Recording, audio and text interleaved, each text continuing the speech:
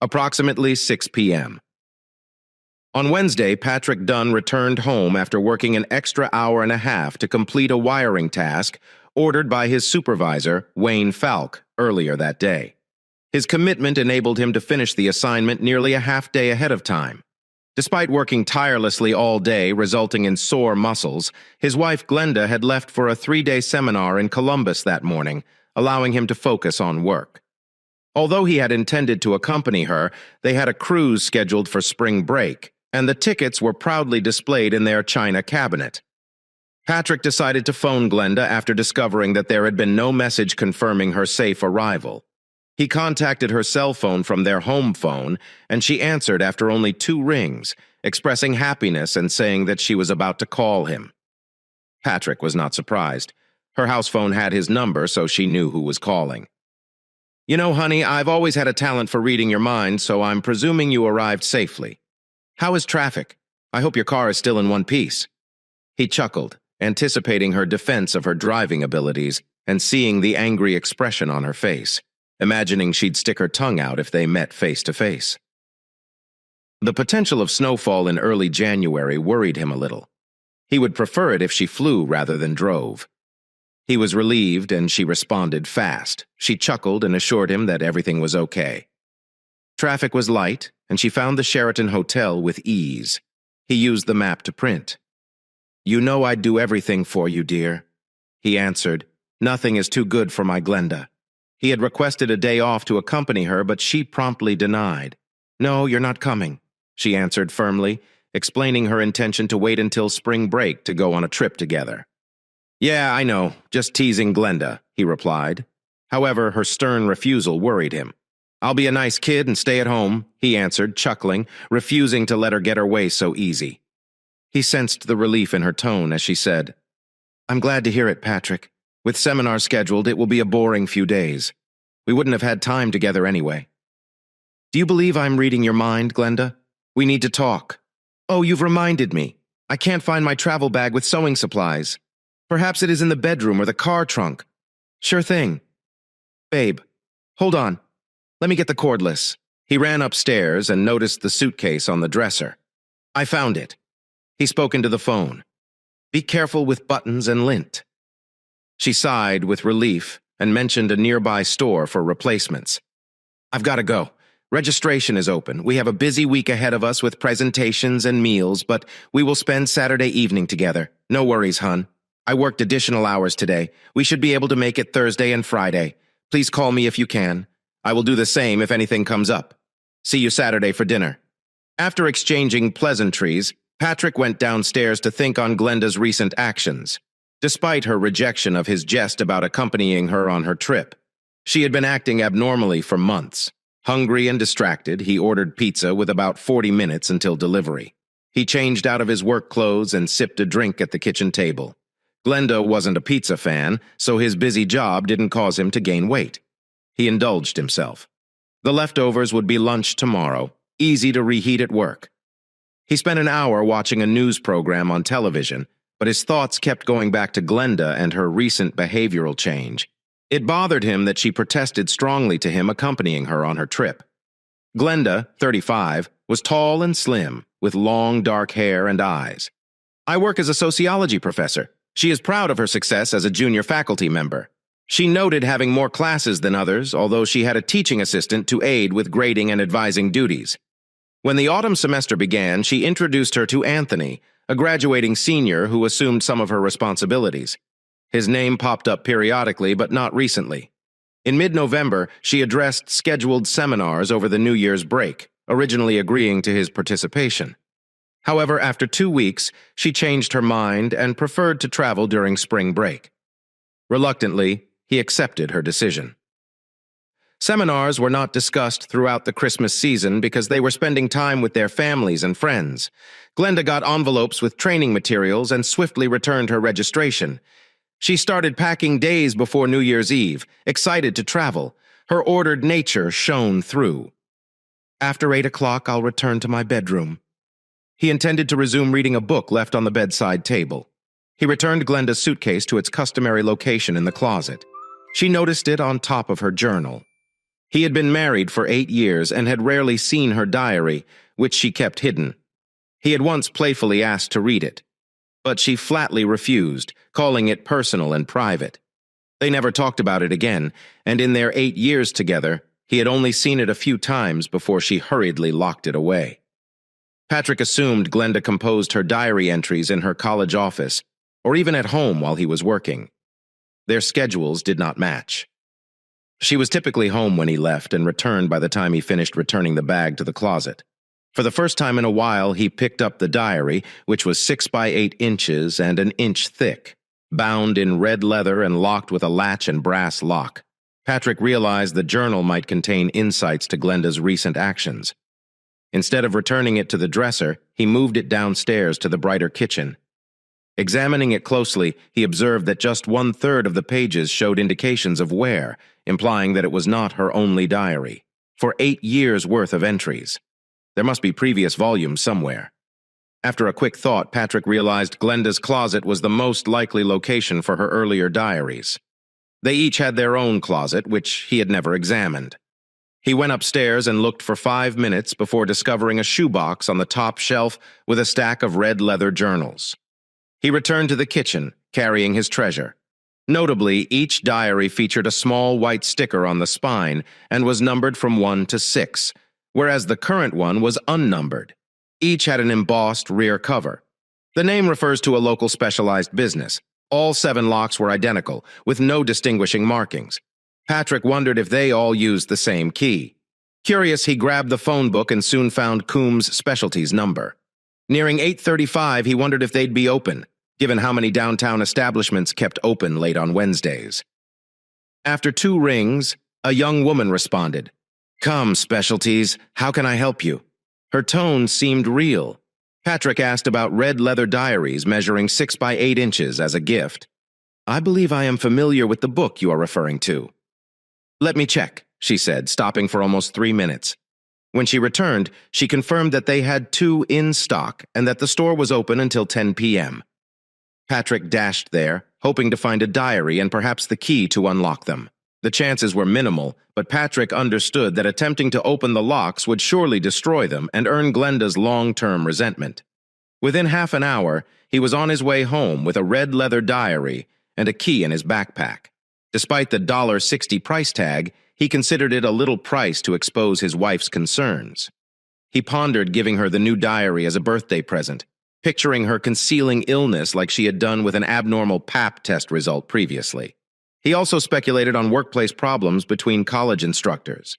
Glenda wanted to handle such situations individually, so another idea crossed his mind.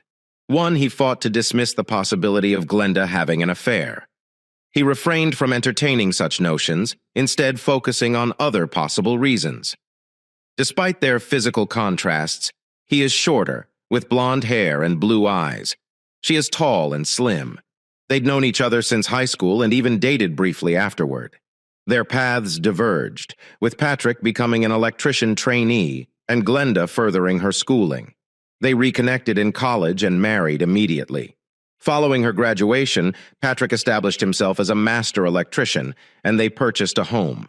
They considered expanding their home and starting a family. Glenda decided to quit taking birth control pills at the end of the school year. Back home, Patrick wasn't sure if the new journal key would fit. He discovered it in a small envelope in the diary box, which appeared too small. He realized he should have inquired the salesman about the key's compatibility if they did not fit.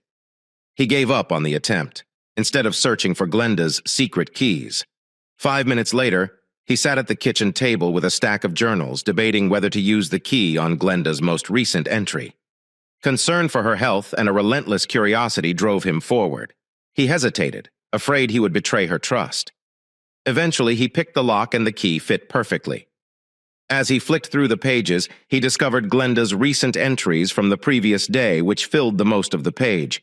He rapidly reviewed the precise calligraphy on the page. As tears welled up in his eyes, his visage became colorless. Moving to the kitchen sink, he inadvertently squeezed his Coke can, causing it to spill onto his arm. Eventually, he noticed the mess and cleaned himself off before moving to the living room, where he placed the diaries on the end table. He turned on the lamp and settled into his chair with the 7th diary, ready to discover the truth about his broken perception of his wife and their life together. Rather than reading in reverse, he chose chronological order in the hopes of finding answers. Tempted to approach her at the hotel, he rejected the idea, fearing a losing struggle or an emotional breakdown. The first page, dated early June, marked the start of Patrick's search for clues in Glenda's diary. Despite finding contentment in her life, profession, and marriage, none of the summer posts revealed the devastating truth on the final page. By early September, however, he had discovered a key entry that hinted at the answers he sought, leading him to read it twice. On September 8th, Glenda wrote about meeting her new teaching assistant, Anthony Romano, who she described as slightly taller, with black hair, dark eyes, and a short beard. She recognized his remarkable qualifications. Patrick checked the diary for any further mentions of Anthony, but found nothing. Glenda seems content, yet little concerned about managing a large class of nearly 100 children. On September 15th, Glenda wrote about Anthony aiding her in her huge class by addressing students' queries while she prepared lesson materials. She noticed that her female students were fond of him, comparing him to Leonardo DiCaprio. As Patrick read, additional mentions of Anthony Romano appeared, causing him to examine the texts more attentively. On September 20th, Glenda reported that courses were going as usual, with a few pupils dropping out owing to difficulty. She noticed Anthony observing her during lectures from the front row and intends to assign him additional work on September 24th. Glenda noted that she was working on a reading assignment when Anthony came to her office, and he assisted her with the task efficiently. She also stated her intention to discuss future plans for children, with Patrick recording the first mention of this topic on September 30th. Glenda saw Anthony's steadfast concentration during lectures, despite her disapproving look. Female students approached him with inquiries, expressing greater interest in him than in her. Despite this, Glenda was happy with her students' growth and the pressure she faced as a full professor. While subsequent posts made no mention of Anthony, Glenda remained upbeat about her coursework and expressed a wish to discuss family planning with Patrick. Following her first year as a full professor, Glenda joyfully revealed with Anthony her choice to establish a family with Patrick following the spring semester, with plans to begin trying to conceive at the end of the school year on October 8th. His encouraging reply resulted in an unexpected hug in her office, though she gently reminded him of their location. October 10th. Glenda was worried when Anthony shut her office door during a visit, but he agreed when she asked him to unlock it. His quick visit made her wonder his intentions. On October 11th, Anthony came to assist Glenda, professing his liking for mature ladies and apologizing for shutting the door the day before. Though happily married, Glenda found his attention attractive, and she entertained fantasies about his preference for her over younger ladies at college. October 13th. Glenda had anticipated Anthony's visit to her workplace, but she was disappointed when he did not show up. He would like to discuss his interest in mature ladies more on October 15th. Despite her hopes that Anthony would stay after the kids had left her office, he left before she could continue the topic. October 16th. Glenda ultimately spoke with Anthony, who showed a predilection for mature women based on his previous encounters. She failed to set limits and regrets not criticizing his actions. Patrick, troubled by the event, found this entry worrisome. Realizing Glenda had not reacted as he had expected, he left the diary open and went to get a new can of soda before returning to read more about the incident with Anthony. October 20th. Anthony unexpectedly entered Glenda's office shortly before leaving, rejecting her request to leave the door open. He admitted he had been thinking about her continuously and asked for a longer kiss, claiming it was for his birthday. Glenda, feeling apprehensive, agreed to get rid of him. Later, she discovered that his birthday was in July. Feeling duped but laughing it off, she is concerned about his intentions and resolves to be cautious around him. Anthony is not present in the next entries because Glenda is busy grading tests and essays. Patrick considers it surprising that Anthony did not participate, but the journal provides no reason. October 30th.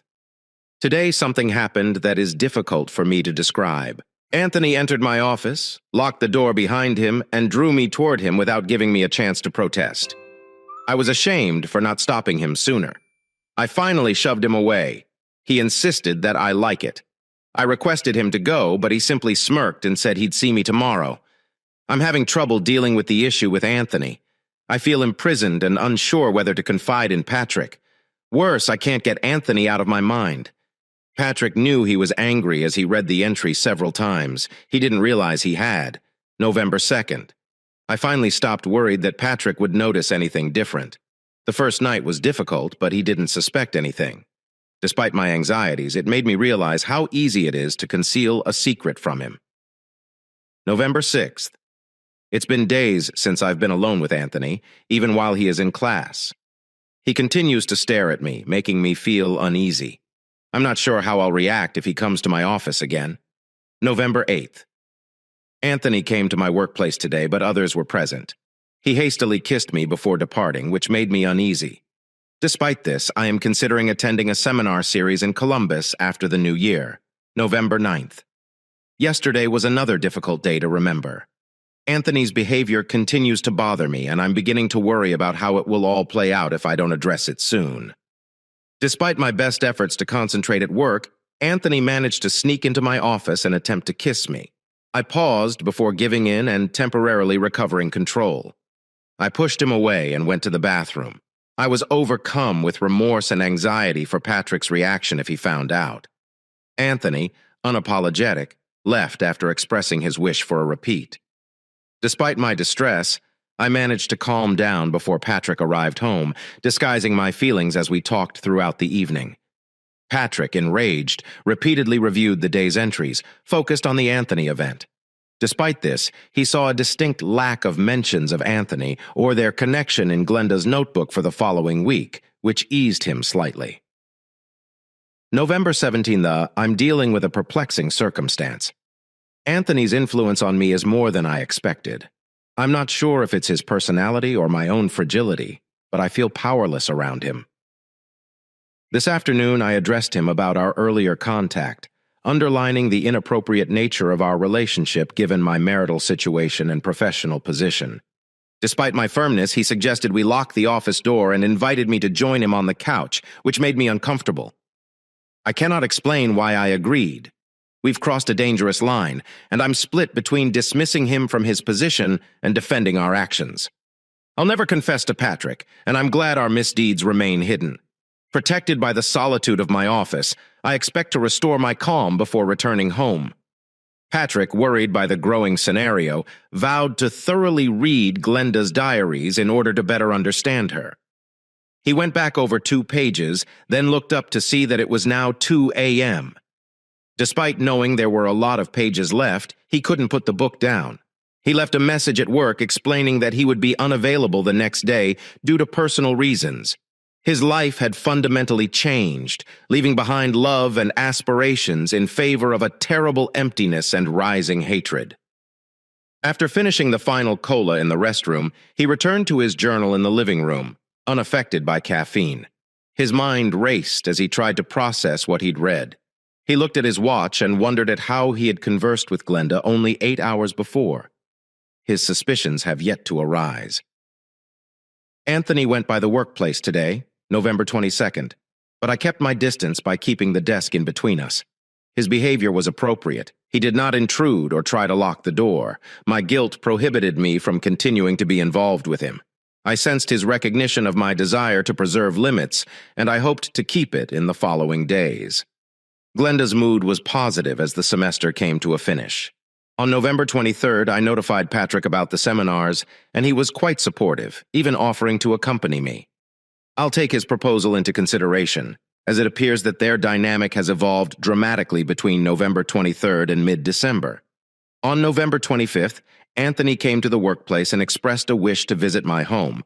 I firmly declined, emphasizing that it was not an option. He inquired about Patrick's location and suggested a visit to his home. I rejected the suggestion and restated my viewpoint. Despite his perseverance, he maintained a somewhat normal conduct, displaying interest in the seminars despite their faculty-only nature. Yesterday, November 30th, was a difficult day for me to remember. I feel completely lost. Sleep avoided me, and Patrick detected my misery. I wish I could confide in him, but the words escape me. Anthony haunts my nightmares, even though I have no feelings for him. I'm haunted by recollections of our interactions, questioning my ability to resist. I stood there as he shut the door, helpless to argue, while my mind shouted for me to stop. After he went, tears flowed down my cheeks as I dressed. Consumed by regret, I spent the day trapped in my office, struggling with my thoughts, considering therapy.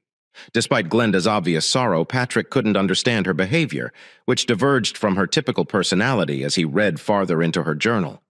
His demeanor darkened, upsetting those who knew him well. Anthony approached me in the corridor this morning and urged me to reconsider seeing him at his shared house. He craved closeness in a real bed, but I flatly refused, citing the dangers to my marriage and work. Undeterred, he proposed accompanying me to the January seminars, even offering to cover his expenses provided I spent the night with him. I declined his approaches, but his suggestion persisted in my thoughts. I questioned my own weaknesses. Patrick, fuming with rage, took a pause to calm down. He resisted the impulse to drink, choosing clarity instead. Though he was confident in his next actions, he understood he needed a sound plan. He returned to the living room and resumed reading his journal. Anthony paid a brief visit to my office on December 7th to say goodbye before departing for his Christmas trip home following his exam tomorrow. He questioned about returning early for the seminar, implying that I may use it as a distraction. I postponed my choice and asked him to call back in a few days. December 8th. Today, I deceived Patrick, encouraging him to stay at home while I attended a seminar proposing a cruise as a distraction. Despite his reservations, he eventually conceded. I feel bad about lying him, even though I haven't committed to accepting Anthony. I am considering it. Reflecting on our earlier encounter in my office, despite my satisfaction with Patrick, I curiously considered the possibility of Anthony appreciating his experience. I wait for his call, wondering if he will persevere or give up. On December 12th, Anthony contacted to reiterate his wish to join me in Columbus. He suggested I rent adjoining rooms and pose him as my brother. He intends to confirm tomorrow and cover the lodging costs. Now I have to decide whether to knowingly betray Patrick. December 14th. Anthony called again today to share his excitement for our impending stay at the Sheraton. I grudgingly made a reservation, feeling guilty. He is departing after the spring semester. It's no longer A2. I hope I can withstand future temptations. Anthony has a unique appeal that draws me. I'm afraid Patrick will discover this. It would crush him. Anthony called me at home Tuesday, December 28th, using a code name in case Patrick answered. He reaffirmed our arrangements for New Year's Eve, and I reluctantly accepted. Too felt excited. I'm hoping that this encounter would finally put a stop to our affair. Patrick had to work, allowing me the opportunity to plan the trip. I had never spent consecutive nights with the same man until marrying Patrick. I decided to go with Anthony's proposition. I hoped it would upset my emotions. Patrick glanced at the time. It was around 5 in the morning. He was about to finish Glenda's diaries, but he was determined to read them all. Despite knowing she hadn't cheated, he needed clarity about the duties ahead. He left the last page unread and went for coffee. He might relax later. January 3rd. Tomorrow is the big day. I'm headed to 3 days of lectures and nights with Anthony. I'll pick him up before leaving town and drop him off later. Fortunately, Patrick did not insist on joining. I obtained a map to help me find my way. I found a Victoria's Secret nearby. I intend to acquire clothing to wear with Anthony. I'm concerned about that, but I intend to wash them before visiting Patrick. I neglected to remind Anthony about contraception, but we can go to the pill store before checking in. I'm surprisingly excited, however. I'm worried about Anthony's expectations for new things. I'll hold any new adventures until our cruise, framing it as an adventure. I've begun packing, thinking Patrick will not suspect anything. Reading my thoughts, I wonder if I can go through with it. What happened in my office was unplanned, but this trip would be organized. I could refuse and cover Anthony's expenditures, but the prospect already makes me feel aroused. Patrick concluded his 7th journal, reflecting on all he had read over the previous 9 hours. He began devising a 3-day plan, confident that his marriage was over. Even if Glenda pulled out of her agreement with Anthony, trust was shattered. Forgiveness seemed beyond of grasp as his love for her faded and his hatred for Anthony grew before noon. He phoned a number from his computer screen. Pierce. Piercing Investigations. How can I help you? The woman who responded reassured him with her professional demeanor. Do you handle divorces? Patrick asked, unsure of the word but presuming it included his requirements. If you mean investigating cheating spouses, the answer is yes. Would you like to talk to an investigator? How did she respond? Put him at ease. Yes, please. I'm interested in your services, Patrick said after a brief conversation. A man's voice came over the phone. This is John Purcell. How may I serve you? Patrick didn't waste any time explaining his situation. I think my wife is having an affair with a man at the Sheraton Hotel near the airport. Can you produce photographic evidence and give me a price? Patrick was unsure how to express his plea. Precisely. The Sheraton. We can manage anything. Is this going on? What is the time frame? Patrick settled into explaining. My wife is presently staying there until Saturday a.m. She is in room 412 and the man she is with is in 414, which are adjoining rooms. They were also present last night, but I didn't take action until this morning. She is attending seminars and he is accompanying her. He wondered if the investigator would see the subtle irony. John Pearson chuckled. I get it. Now I need more information about your surveillance choices. First, could you please offer their names and descriptions? Patrick mentioned his wife and agreed to send a photo if necessary. He located the firm online but opted to speak with them directly. He also gave Anthony's complete name and a general description from his wife's diary. Mr. Dunn, it's straightforward. We can install cameras in their rooms this afternoon and leave them there till after the weekend. Check out. Installation is quick, and we have access to the rooms for a flat fee per entry. If you only need visual evidence and no continuing monitoring, the fee is $800. Wouldn't it be cheaper to use only one camera? I only need confirmation that they were together. I would love to check today and obtain the images by tomorrow evening, if they remained overnight. We'll need cameras in both rooms because we don't know which ones they'll utilize. Our rate includes high-quality equipment as well as access fees. Hiring a maintenance person for 2 entries. Installation and removal costs $100. Apologies, I am new to this. I'll pay using a credit card on your website. Great. Once paid, fill out the form, making sure to note case number 1372A. I will install the cameras and provide you a DVD with the footage. Please include your name and address for delivery. Patrick found the process simple. However, receiving the DVD via mail was impractical. Could you please hang on to the DVD till I get in touch? Right now, I need photographs of them together. Nothing specific, only evidence of the affair. I understand, Mr. Dunn. I will take stills from this video feed. Patrick gave his phone number and made a credit card payment over the phone. The investigator confirmed the payment and began installing the camera. With the deal finalized, Patrick succumbed to sleep deprivation. After a quick snooze and meal, he continued reading Glenda's diaries. Glenda called shortly before 10 p.m., as he was finishing the first volume without rereading or overthinking. The talk felt remarkably effortless. They are concealing their individual secrets. Patrick wondered if Glenda could conceal her intents as easily as he could. With his plans in place, he found it easy to move forward. However, he questioned if he'd ever restore a sense of normalcy. Before starting the second book, he double-checked his arrangements. Friday brought additional responsibilities, including a trip to the bank to sort out accounts. He had already quit from Anderson Electric and was waiting for his final check. It was well after 1 a.m. when he finished the second book, which took longer than intended due to thoughts of Glenda and Anthony. His exhaustion was heavy, so he sat down on the couch. Surprisingly, he fell asleep and woke up at 7 a.m. refreshed. After a brief breakfast, he began reading, beginning the third volume again. By lunchtime, he had finished the third and fourth volumes, putting the journals aside to tackle his to-do list. His first destination was Anderson Electric, where he received his final payment and cleared out his locker. Owner Gus Anderson tried to persuade him to stay, but knowing Patrick's circumstances, he sadly wished him farewell, hoping he would return someday to the bank. Paperwork slowed him down, but he eventually left with a bag containing more than $20,000 withdrawn from joint and individual accounts. Despite his need for more, he could only obtain quick finances without Glenda's signature.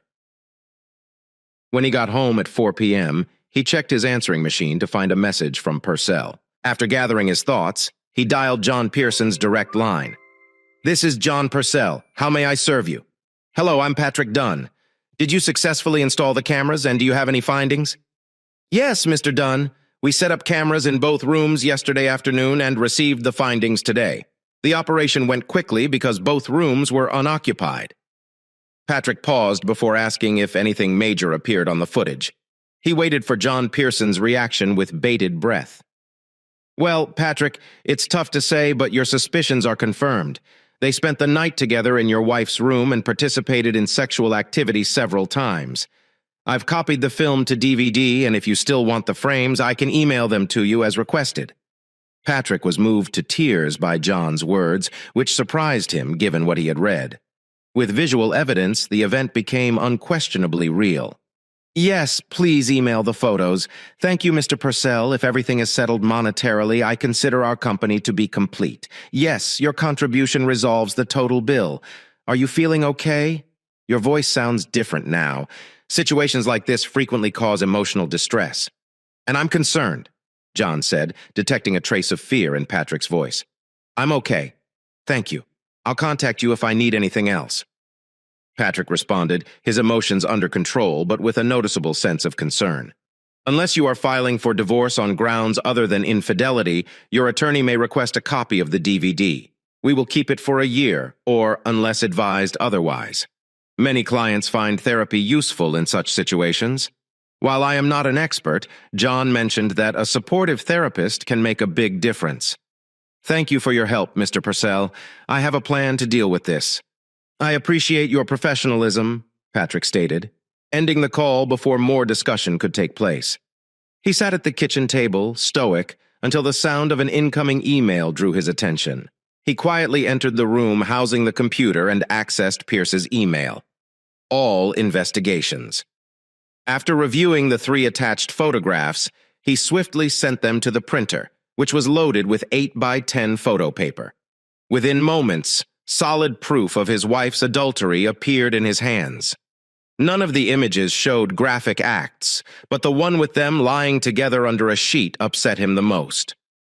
Patrick's emotional state changed dramatically as a result, following a final study of the photographs.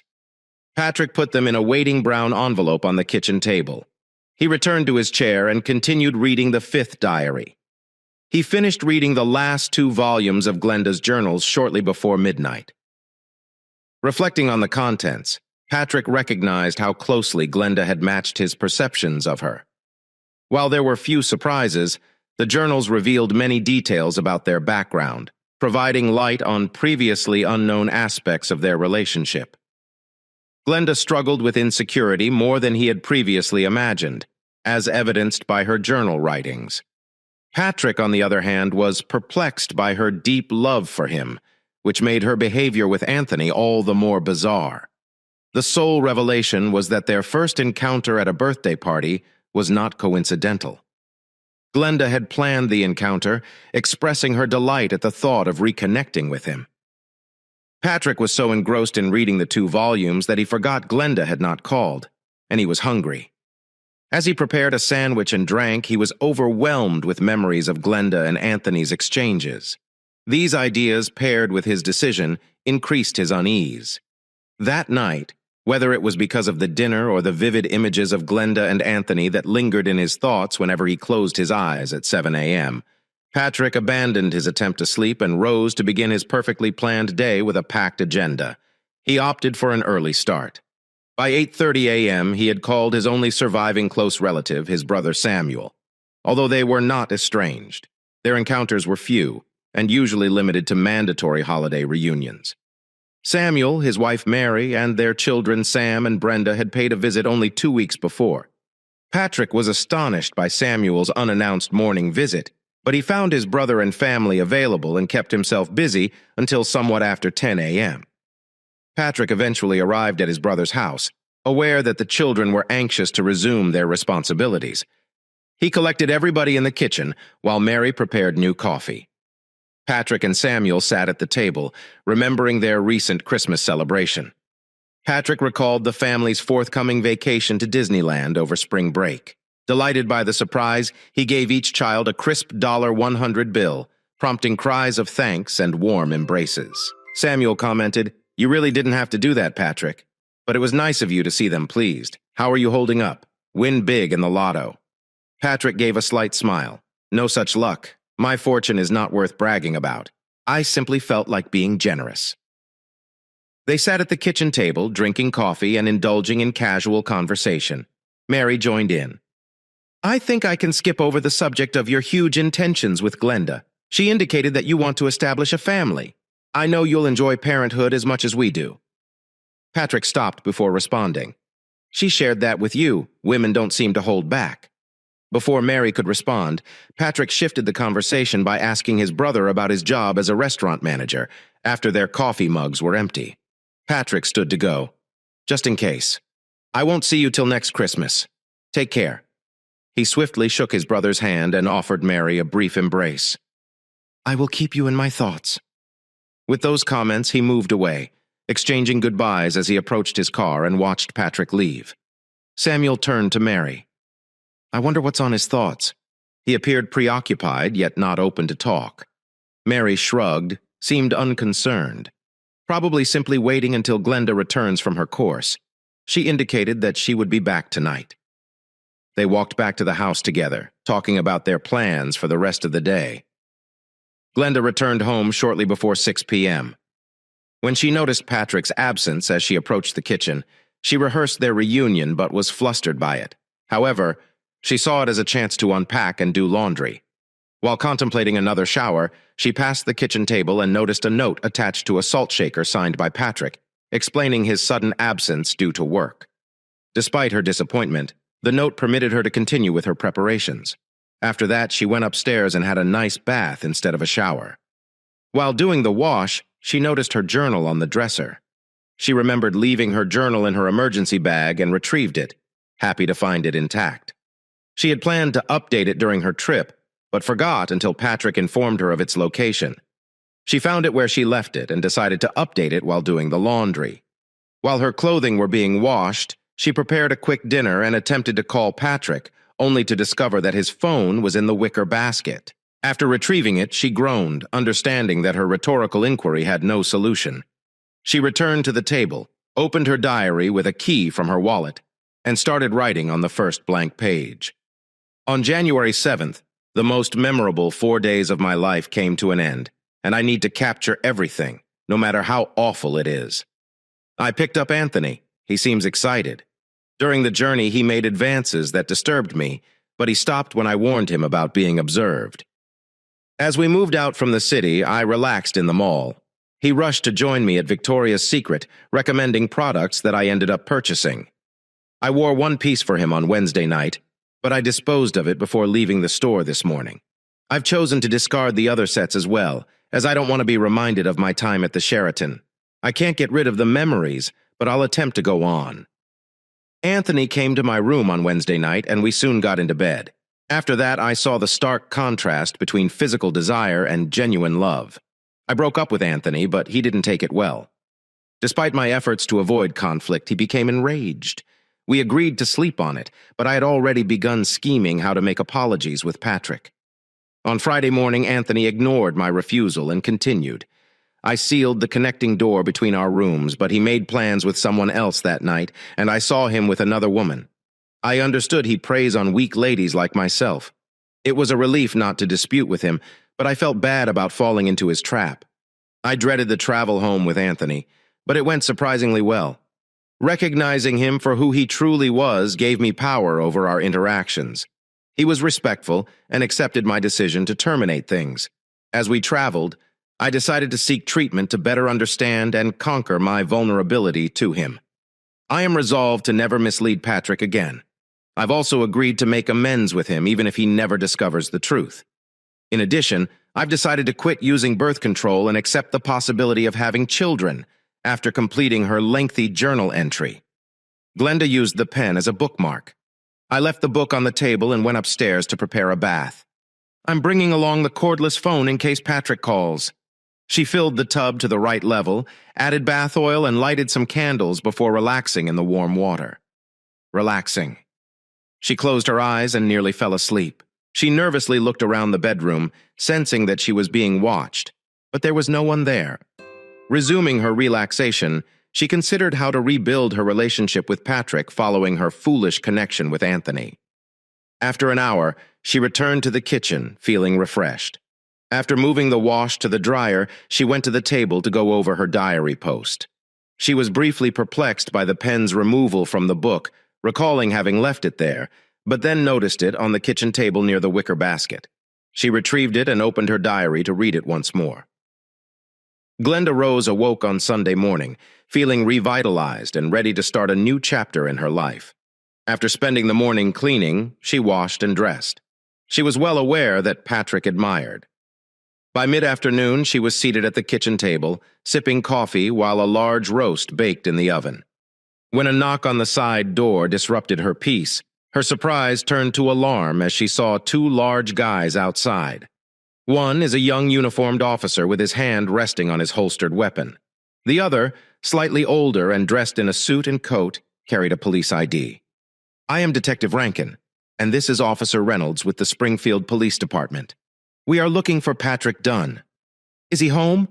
Glenda's face relaxed in relief as she reassured them. "Patrick is at work right now. I was worried when I saw you. I am his wife, by the way. Perhaps I can assist you." She continued swiftly after a brief exchange of stares. Detective Rankin advised we go inside. It's chilly outside. Glenda greeted them and took a step back to allow them to enter. "Sure, come on in," she responded, directing them to the kitchen. "Why are you searching for Patrick?" she queried with concern, returning to her expression. "Isn't he injured?" she added anxiously. Detective Rankin reassured her quickly. "No, not like that. As far as we know, your husband is doing okay. We merely need to talk to him about a case we are working on. Are you sure your hubby is at work?"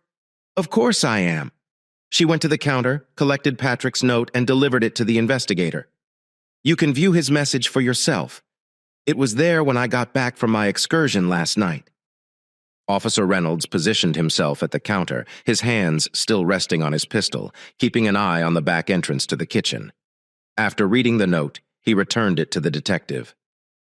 "Can I keep this, Mrs. Dunn?" Glenda shook her head and the detective put the note in his briefcase.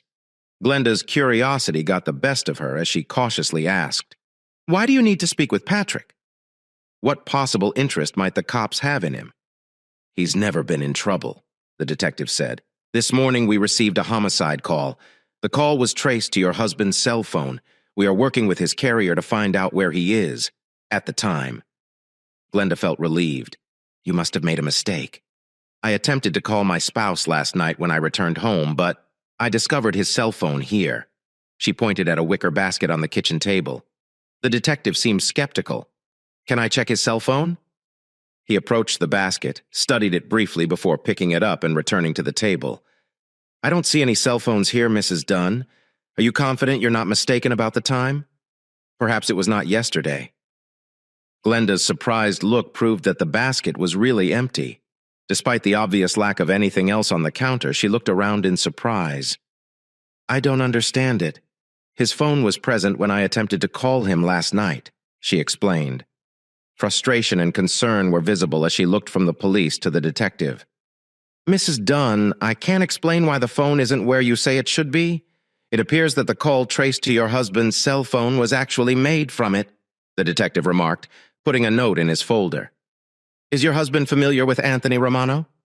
The mention of the name startled Glenda, and her cheeks paled quickly. "My husband doesn't know Anthony Romano, but I do." "Anthony was my assistant last semester," she explained. After a brief exchange of eyes, the investigator continued. "So your husband has no reasons to despise Mr. Romano? Are you certain he didn't know him?" Glenda's terror increased as she replied, "No. Patrick has never met Anthony." Before returning his attention to her, the investigator took a few more notes. "It appears your husband knew Mr. Romano well enough to make the call. He was reported and eliminated, he stated."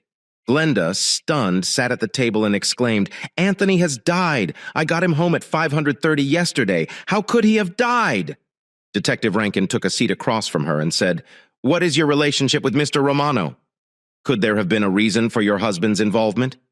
Glenda's skin turned pale as the detective spoke. After a minute, she regained her calm and explained that Anthony was only a high school student. Neither my helper nor my husband would have any incentive to hurt him. Despite her comments, her tone was lacking conviction. The detective allowed her to stew in silence for about half a minute before speaking again. When we arrived at the address supplied by your husband, we discovered evidence of an attack on Mr. Romano as he entered his home, including a travel bag in the hallway and footprints indicating a struggle. Mr. Romano appears to have lost the altercation and was brought to the kitchen, where he was shackled to a chair with nylon straps similar to those used for electrical wiring. Glenda wept gently as the detective detailed the situation at Anthony's house. Mr. Romano was shot in the left knee and dragged into the kitchen. The medical examiner believes a major artery was damaged as a result of severe blood loss. The autopsy results are pending, but it appears that Mr. Romano suffered many strikes before succumbing to a single gunshot to the head. The detective proceeded. Preliminary forensics indicate that he was shot in the groin post-mortem, a non-fatal wound. The estimated time of death was between 6 and 8 p.m. yesterday. Glenda intervened at this point, claiming that Patrick could never perform such an atrocity. That is not who he is. Her tears had almost dissipated, replaced by obvious rage. Before continuing, the investigator examined his notes. According to state records, your husband has a permit for a .25 caliber semi-automatic pistol. One of the bullets recovered from the chair is of this caliber. He tentatively linked it to his weapon. The motivation is unclear. Detective Rankin rifled through his folder, eventually extracting 3 photocopies that he displayed on the table before Glenda. These are duplicates of 3 photographs found at the crime site. Their proximity to Mr. Romano shows he was shown them before his death. Blood splatter suggests that they were present at the moment of the deadly shooting. I do not believe you have been completely open about your relationship with Anthony Romano or your husband's involvement with them, the detective asserted. Glenda accepted the photocopies, her look changing to one of surprise as she inspected them.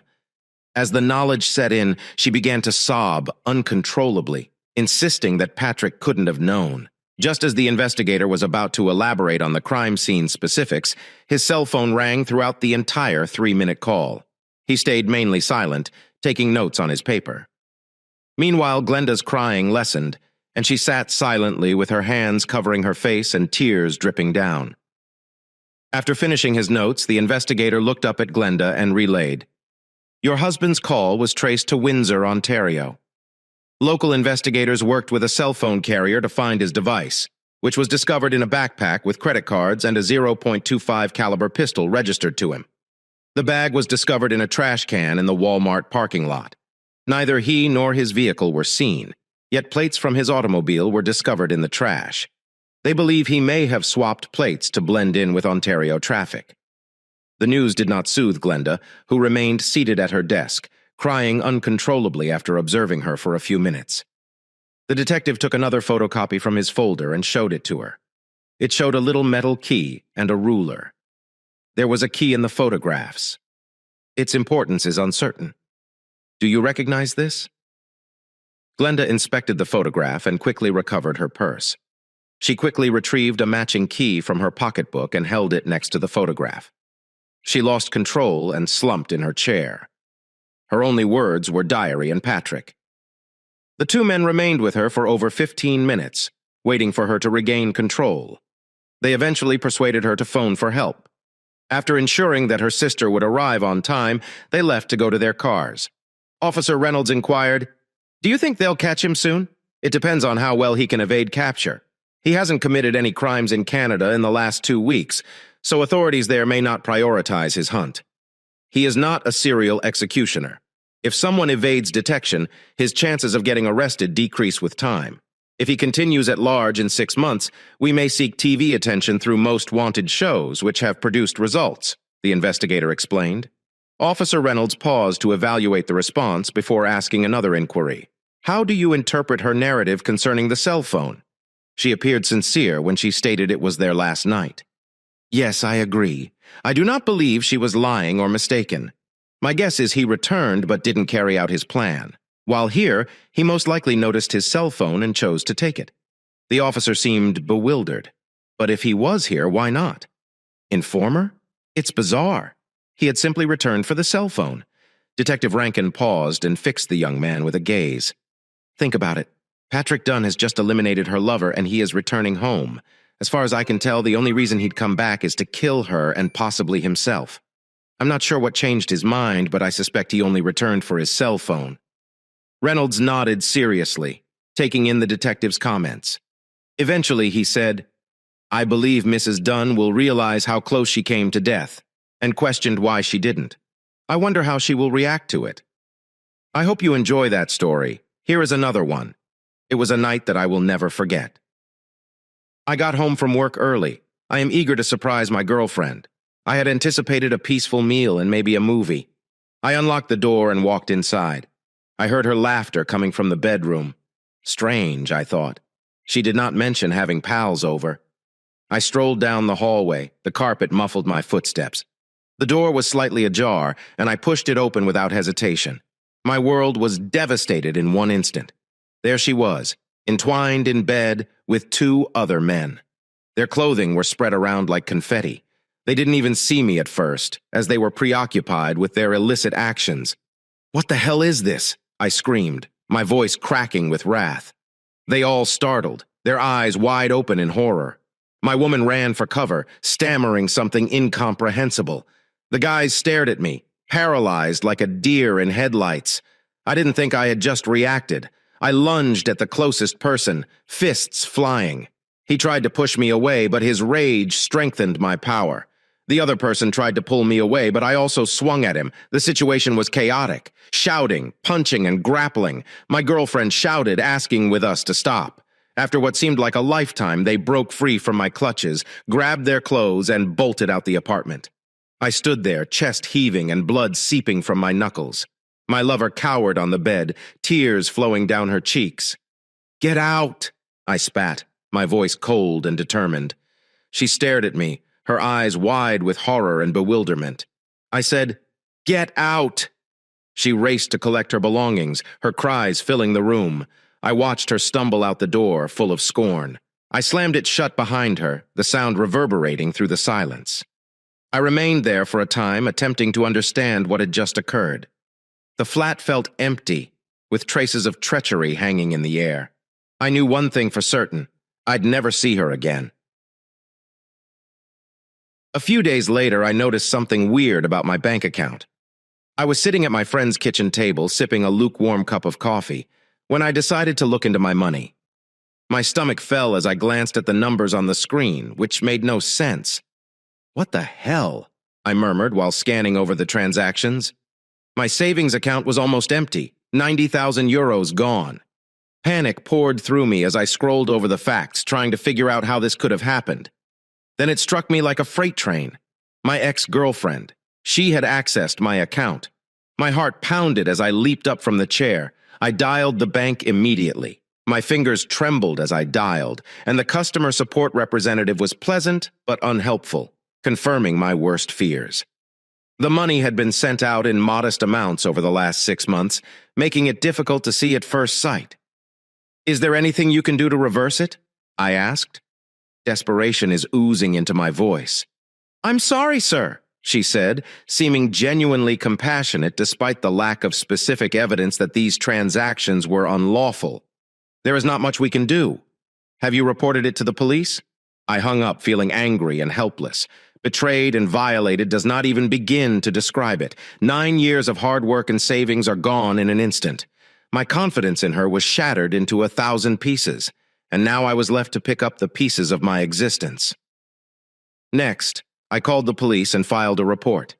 The officer took my details and asked if I had any evidence. I tried my thoughts, but couldn't come up with anything concrete. It was a gut-wrenching conclusion that she had planned this for a long time. After the call, I sat there staring at the wall, my thoughts racing. I felt completely destroyed, as if the ground had been pulled from under me. My world was shattering, and I had no idea how I would ever recover. Determined to obtain justice, I took her to court. I assumed the law would be on my side. The courtroom was cold and impersonal, with a dense air of anxiety. My lawyer, a clever and experienced woman, convinced me that we had a strong case. We presented everything: suspicious transactions, timelines, and betrayals. My ex-girlfriend sat across from me, seemingly unconcerned. She donned a mask of innocence, with her lawyer claiming that there was no concrete proof linking her to the theft. Every time she gazed at me, I felt my blood boil. Her arrogant look served as a continual reminder of her betrayal. The judge listened closely and asked questions, but as the trial went, I noticed suspicion in his eyes. The lack of concrete evidence was a significant barrier. My lawyer did her best, but without a smoking gun, it was a tough battle. I took the stand and recounted everything. How did I find her in bed with those men? The discovery of the missing money broke faith. My voice was firm, but inside I was a flurry of emotions. I needed them to realize what she had done to me and how she had slowly wrecked my life. But her lawyer was unyielding, picking apart my testimony and throwing doubt on each detail. He portrayed me as a betrayed lover looking for vengeance, manipulating my statements to fit their story. Each question felt like a punch, and by the conclusion of the cross-examination, I was fatigued. When the verdict arrived, it hit me like a sledgehammer. The judge found in her favor, citing inadequate evidence. I felt completely destroyed, as if the ground had been pulled from under me. My world was shattering, and I had no idea how I would ever recover.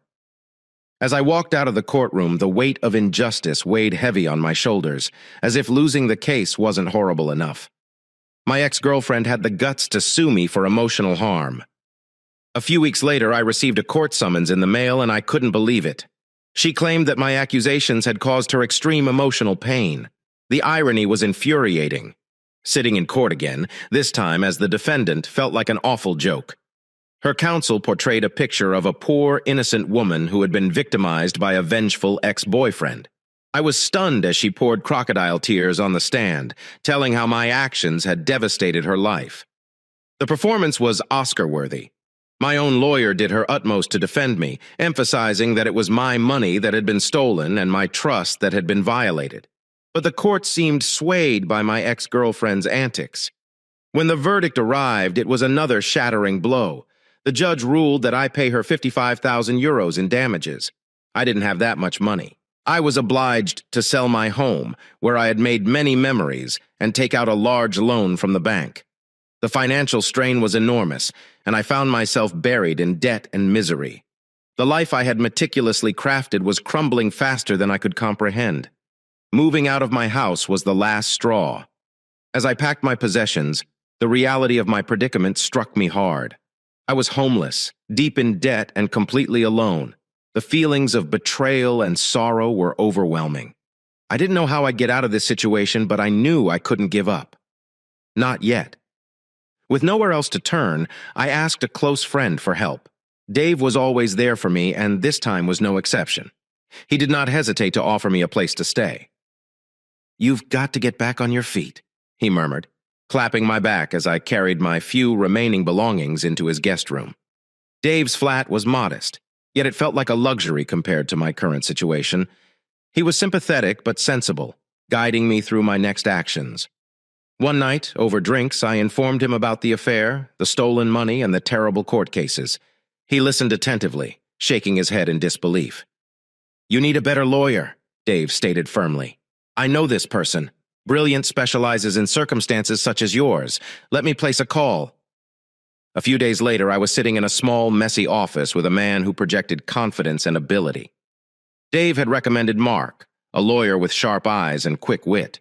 He listened to my narrative intently, asking pointed questions and taking detailed notes.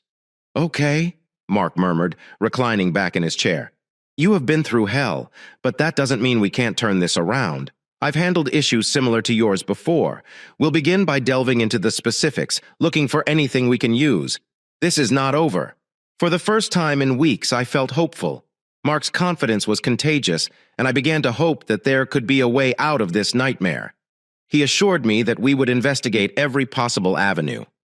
I left his office with a renewed sense of drive. It was only a faint spark, but it was enough to keep me going. My new lawyer, Mark, wasted little time delving into the specifics of my case.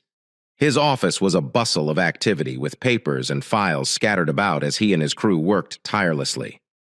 We spent hours going over everything: bank statements, emails, and texts. He was tenacious, asking questions and demanding more information. One afternoon, as we sifted through the evidence, Mark's eyes lit up. "Look at this," he added, pointing to a transaction that occurred in my name on June 29th. "You stated you were out of the nation on business, correct?" "Yes," I responded. My interest piqued. I was in Berlin attending a conference. I couldn't have completed that purchase. Mark's fingers sped across the keyboard as he accessed my trip records.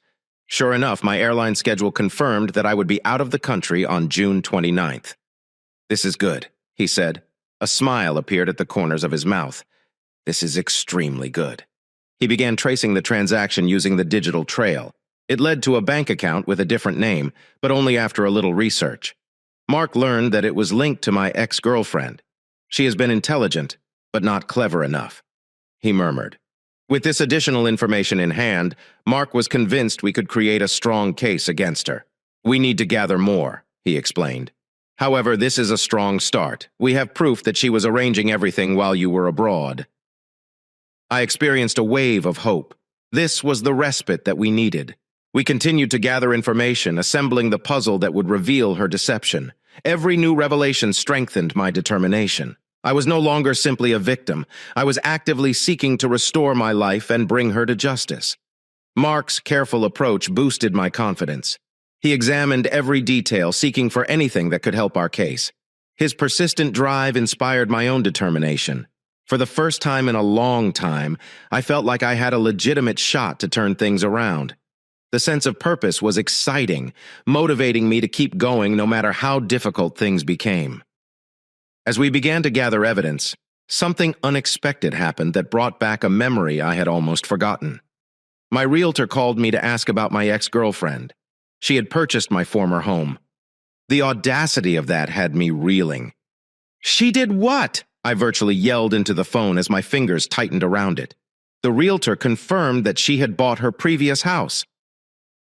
My thoughts raced as I hung up the phone, sounding as perplexed as I was.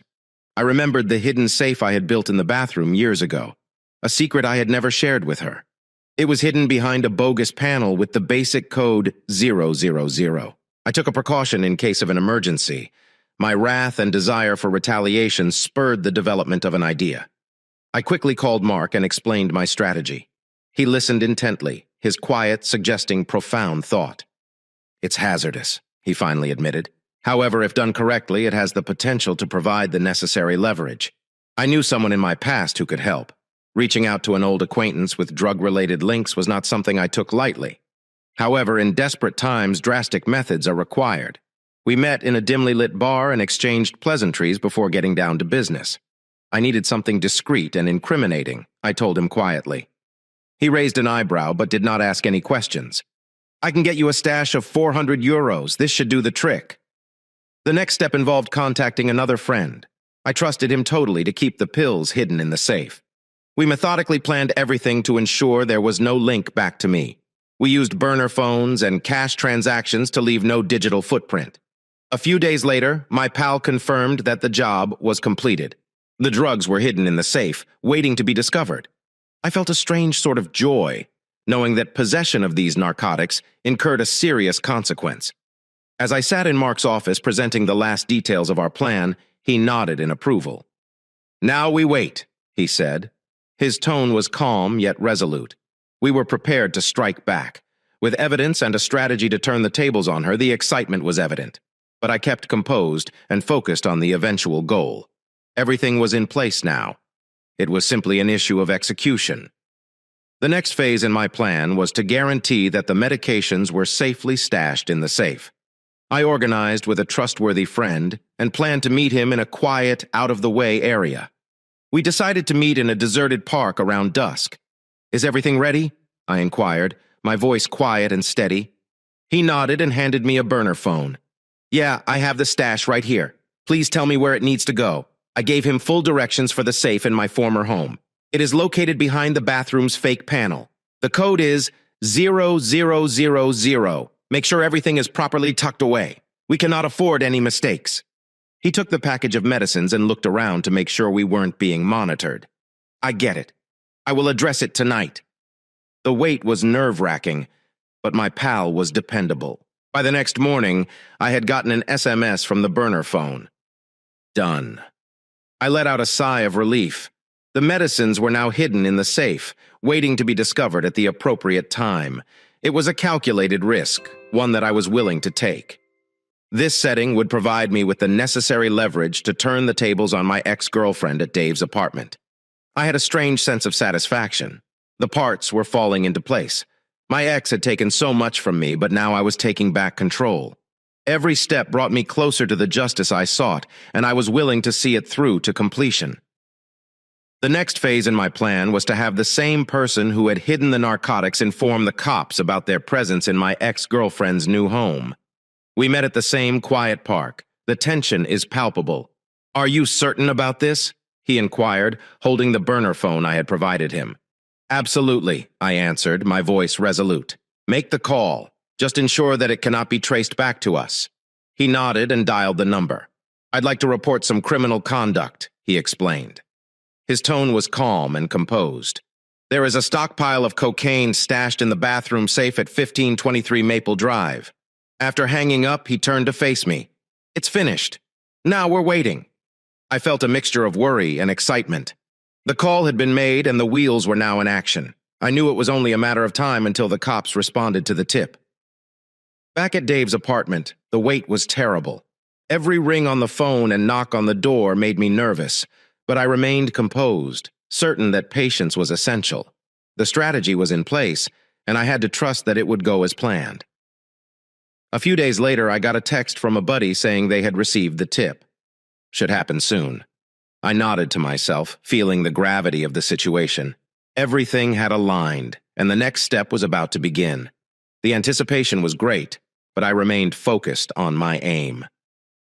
A week later, cops raided my ex-girlfriend's home with a search warrant. I'd been on edge the entire time, waiting for the moment when the news alert appeared on my phone. My heart raced. It eventually happened.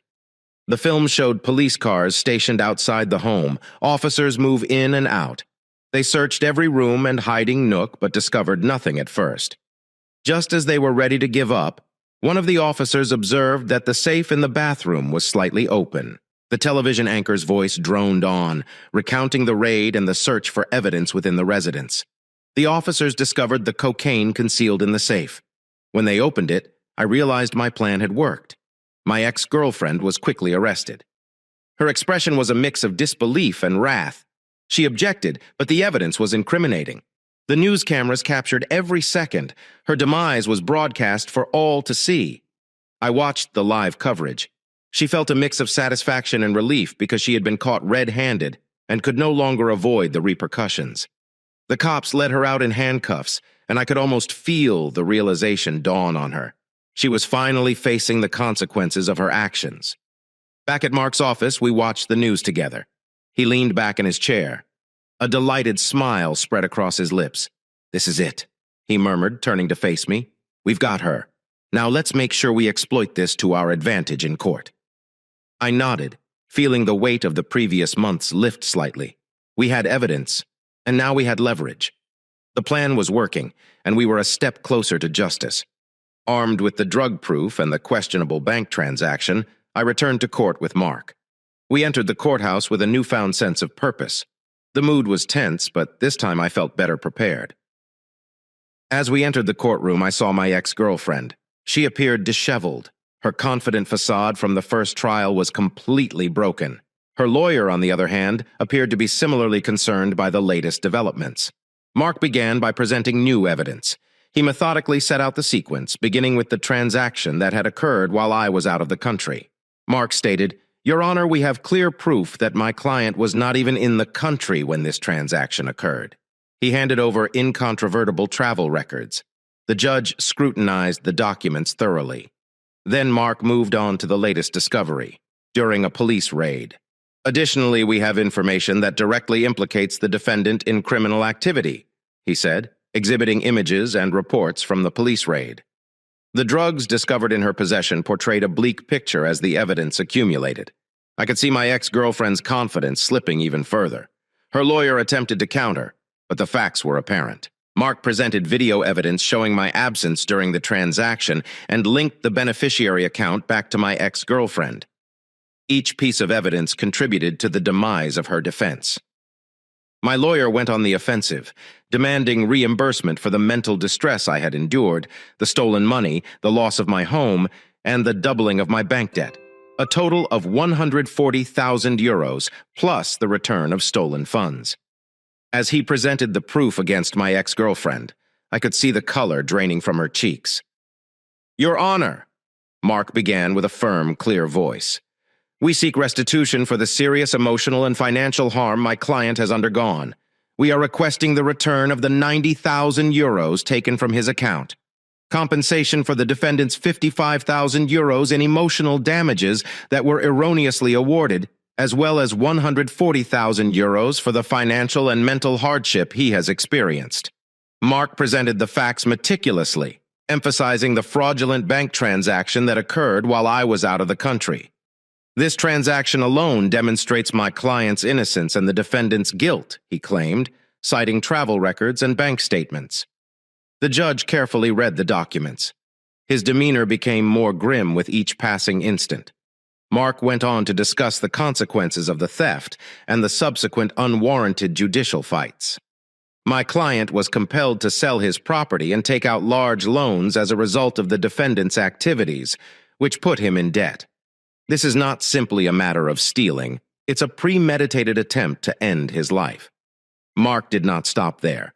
He brought up my ex-girlfriend's latest arrest and the drugs found in her possession, underlining her continued criminal activity.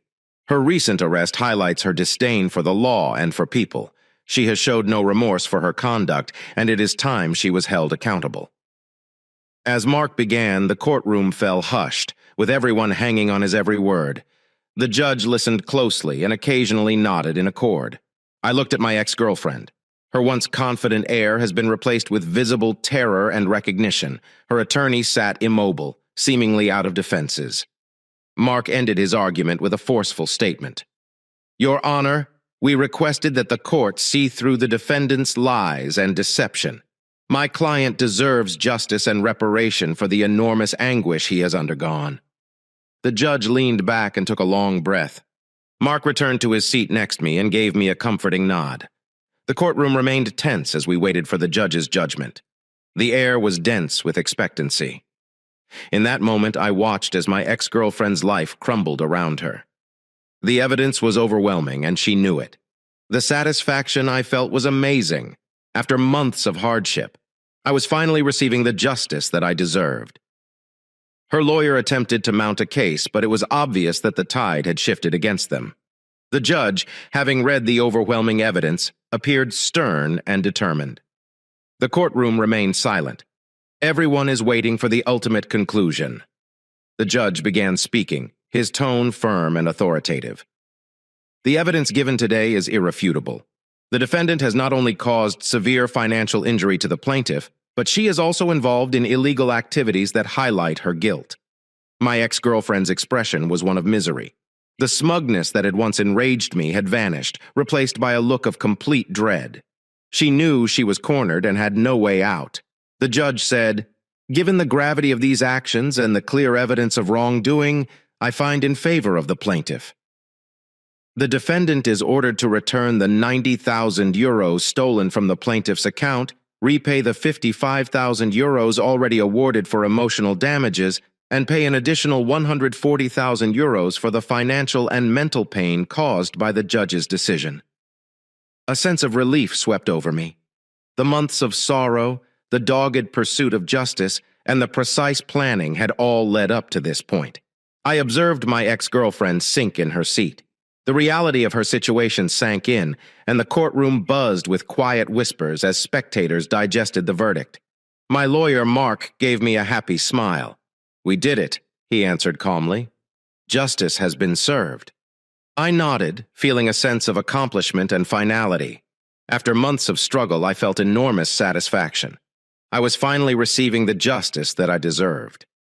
The judge did not waste time in delivering the verdict. In addition to the 12 years she was already doing for drug possession, my ex-girlfriend was sentenced to an extra 25 years for theft and false testimony. The courtroom remained silent. The weight of the verdict falls on everyone present. The bailiff approached her. My ex-girlfriend scanned the room, her eyes wide with surprise and dread. She began to argue, but her lawyer gently placed a hand on her arm, signifying that the situation was over. The truth of her situation finally struck her, and she leaned back in her chair, defeated. The bailiff brought her away in handcuffs, her head bowed low. The courtroom buzzed with subdued murmurs as individuals began to grab their belongings and leave. The judge had lowered his gavel and justice had been served. Mark turned to me, his look a mix of delight and relief. "It's over," he replied, caressing my back. "You did it." I nodded, experiencing a complex range of feelings. Months of misery, the dogged pursuit of justice, and precise planning had all culminated in this moment, watching her be hauled away. I couldn't help but feel a sense of dismal victory. She was finally paying for everything she had done, and the misery she had brought into my life was coming to an end. As I stepped out of the courthouse, the sun felt a little warmer and the air seemed fresher. The burden I had been carrying for so long was lifted, and I could finally see a way forward. It had been a long, painful journey, but justice had prevailed. Walking out of the courthouse that day, I felt as if a weight had been lifted from my shoulders. My ex-girlfriend would be held accountable for her actions, and I'd regained control of my life. It had been a long, painful journey, but justice had prevailed. Dave was waiting for me outside, standing against his car and grinning. "How does it feel?" he asked, clapping my back. "Better than I ever imagined," I said. For the first time in months, I had a genuine smile on my face. It is finally over. We got into his car, and as we drove away from the courthouse, I looked out the window and felt a sense of relief. The nightmare that had engulfed my life was over, and I could finally move on. There was still much to do to recover my finances, my home, and my peace of mind, but I was prepared for the challenge. Back at Dave's, we celebrated with a few beers. The mood is light and casual. The future felt free and full of possibilities, in stark contrast to the dark, gloomy months I had been through. I knew it wouldn't be easy, but I was prepared to start over. The next morning, I awoke feeling more rested than I had in a long time. As I went outside into the crisp morning air, I took a deep breath, appreciating the feeling of freedom and new beginnings. I realized I'd restored my life. It had been a long, difficult road, but I had come out victorious. It was time to move forward, putting the past behind me.